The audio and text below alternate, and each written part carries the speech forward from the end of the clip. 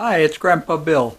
I need to tell you that I have tried my best to get my memory to release the finer details of this video that I'm about to show you. To the best of my ability, everything on this video is true. But I have to admit, some of the smaller details were a bit foggy and they may not be exactly right, but the main story is correct. Thank you so much for watching. Hi, it's Grandpa Bill again. I'd like to talk a little more about angels.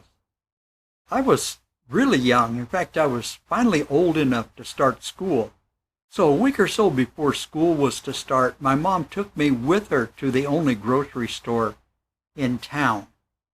And as we walked toward the entrance, I saw the grate. It covered the storm drain that was right in front of the store's entrance. And to get into the store, you had to walk across that grate. All I could see through the openings in the grate was darkness, which, as far as I could tell, went on forever.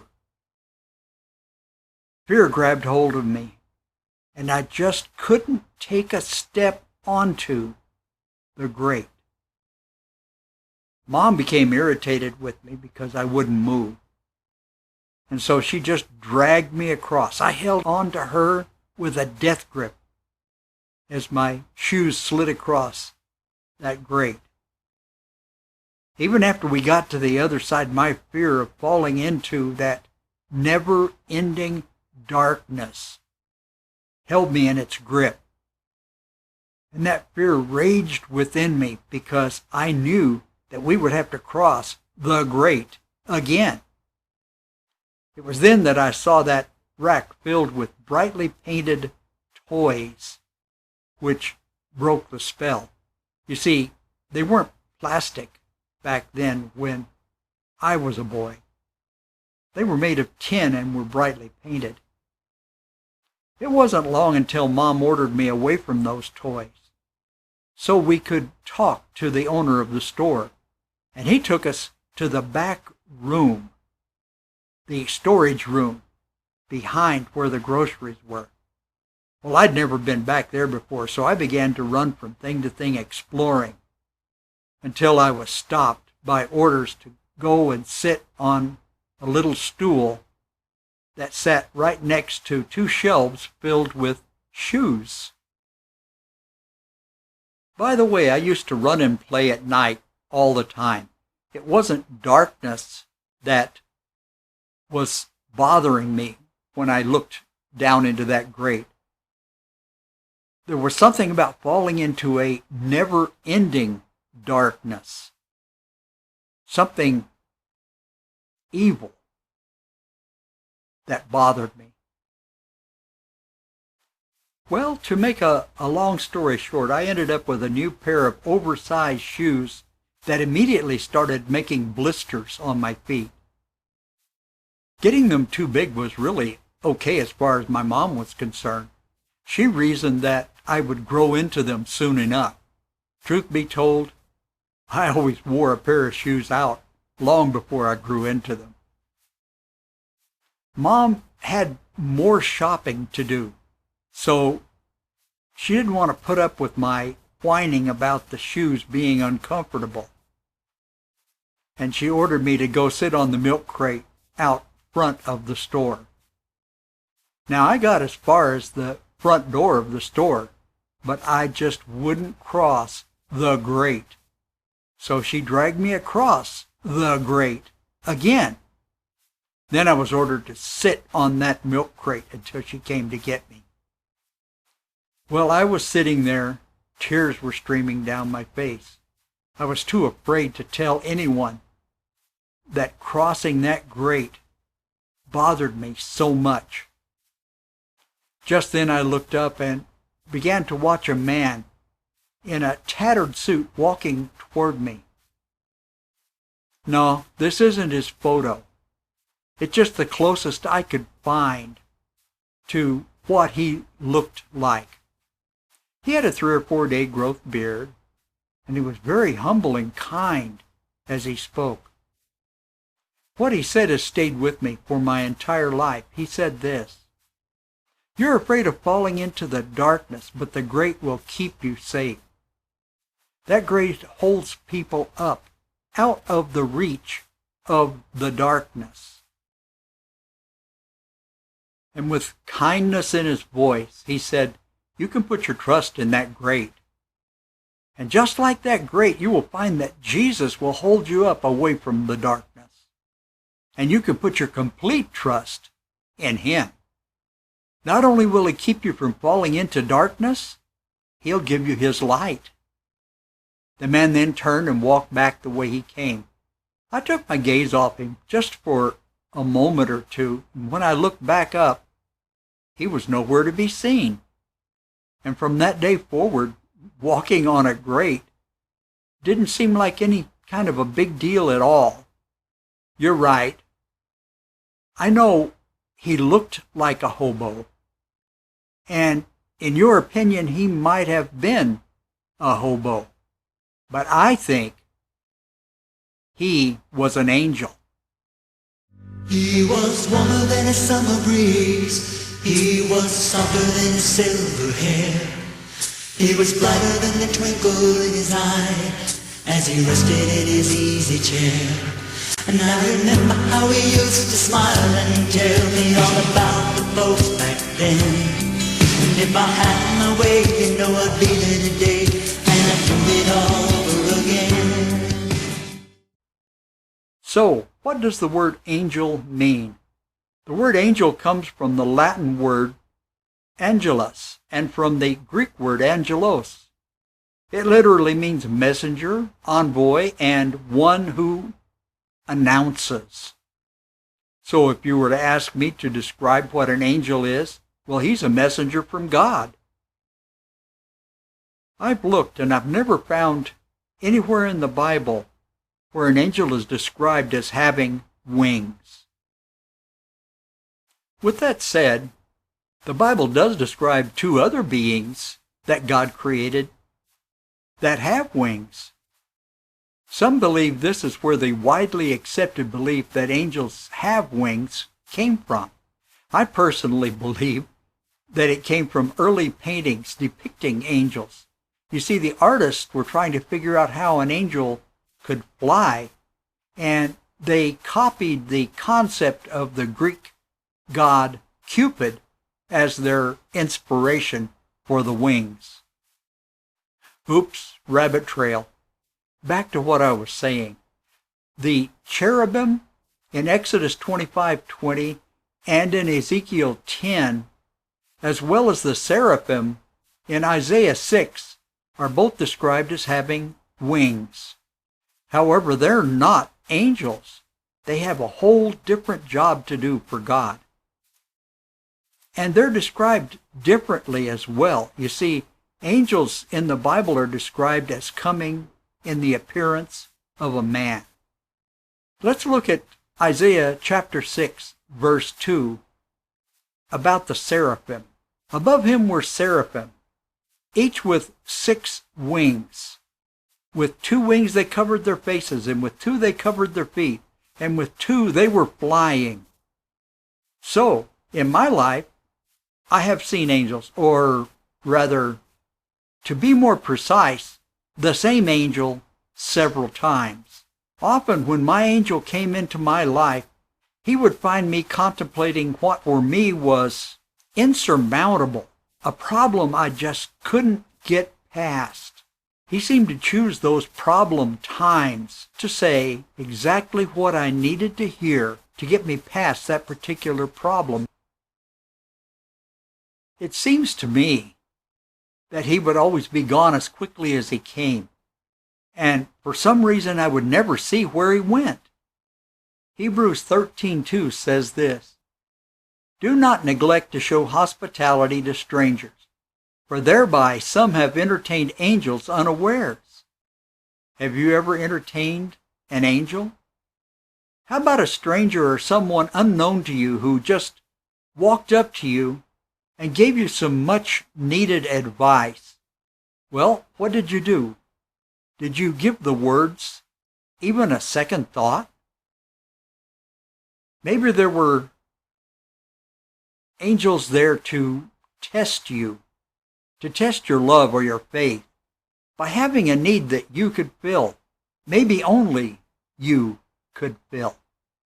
Perhaps they appeared to be hungry or in need of a place to just clean up and lay their head for the night. Personally, my angel has brought tests as well as advice into my life.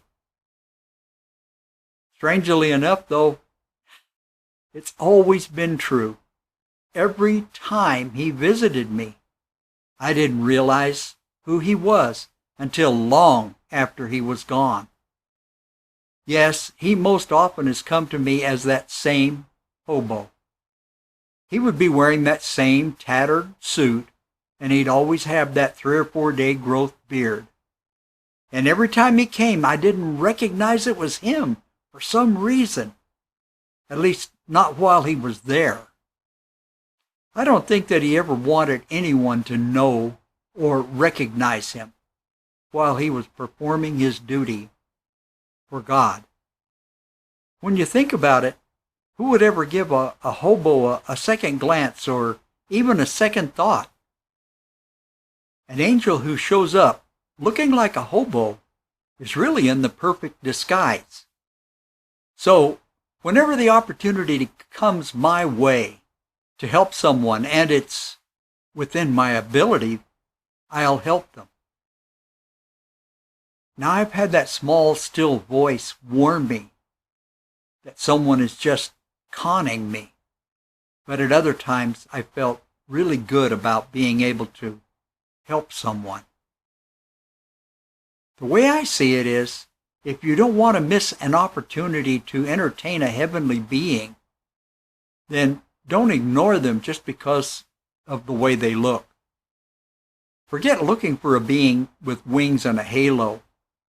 Instead, look for someone who truly needs your help. A short time after I accepted Jesus, I started to notice things that seemed, wrong with life in general. I saw people get angry, argue, and even fight over seemingly nothing. I saw people who were filled with false pride, and they would be sure to tell everyone that they were perfect and the person they were talking to wasn't. Big kids would pick on the little kids. Others I would see lying and stealing.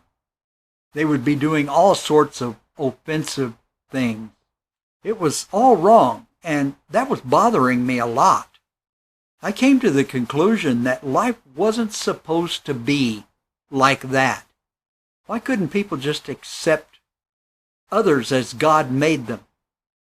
Why did some people have to be so cruel to other people?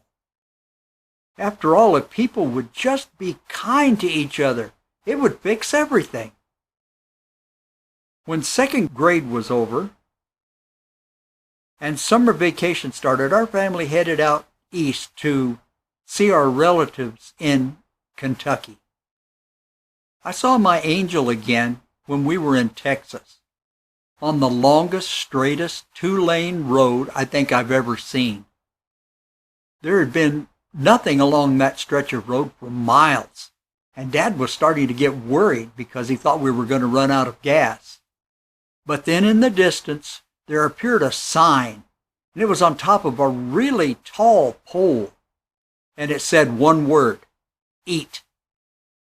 Dad pulled in, filled up at the overpriced 2-pump station, and then we went into that greasy spoon to get a bite to eat. I ate quickly and headed outside to explore before being stuck back in the car. I was looking at a U-shaped tank filled with muddy water when I looked up and I saw a man in a tattered suit walking toward me. He had 3 or 4 days' growth of beard. And when he got to me, he said hello, and we talked about that tank and how it was used to find leaks in inner tubes. An inner tube might be a strange thing for you to hear because all tires are tubeless now. But when I was a boy, all tires had inner tubes that held the air. Even though he was humble, even though he had this kind voice, suddenly his face took on a very serious expression, and he began to speak. He said, God planted good seeds, but the devil planted bad seeds. And the plants all look alike, so God is letting them all grow until harvest. In the last days, the good will get gooder and the bad will get badder. By harvest time, it will be easy for God to tell the good from the bad, and easy for him to take the good and leave the bad. The man then turned and walked back the same way he came. Well, being a boy with a short attention span, I took my gaze off of him for just a few moments. But when I looked back up, he was nowhere to be seen. The man used language or words that were incorrect purposefully, so I would understand it because they were words I would use. And because of that, I remembered them all of my life. When I became older, I started hearing that small, still voice, rather than being visited by my angel disguised as a hobo. I'm thinking the last or nearly the last time that I saw him, he came to our house in Superior. Mom and us 4 kids were at home when a hobo came to the front door asking for something to eat. Mom quickly made him a sack lunch. She gave it to him and he was on his way. Well, that hobo was not the one who visited me from time to time. But about a week later, I was home alone when a man in a tattered suit walked up to the screen door and knocked. He had a 3 or 4 day growth beard, and he was holding his hat in his hands, and he humbly asked through the screen door if I would possibly be able to spare him a bite to eat. I immediately did what I'd seen my mom do. I made him a sack lunch and I took it to him. He took the lunch I had prepared and thanked me and said, God bless you for your kindness. He turned and walked away, and I went back to what I was doing. Suddenly, the thought hit me to go and check to see where he had gone. So I went back to the screen door, but he was nowhere to be seen. Personally, I believed that I had just entertained an angel. But you can believe whatever you want. My 2 brothers and my sister have been visited by hobos there at that house in Superior. But I'm going to let them tell you their own stories if you ever run across them. With all of that said, I need to tell you that if God wants you to know that you're being visited by an angel, while that angel is there, he'll remove all the obstacles. For instance, if you believe that an angel has to have wings, God will make it happen. That's right. God can and will make a way when there seems to be no way. One more thing. We're in the final days. You know that, don't you? The ones that are spoken of in the Bible. Time is quickly running out for you to accept Jesus. So I am going to give you a warning. Deuteronomy 30, 19, and 20. This day I call the heavens and the earth as witness against you, that I have set before you life and death, blessings and curses.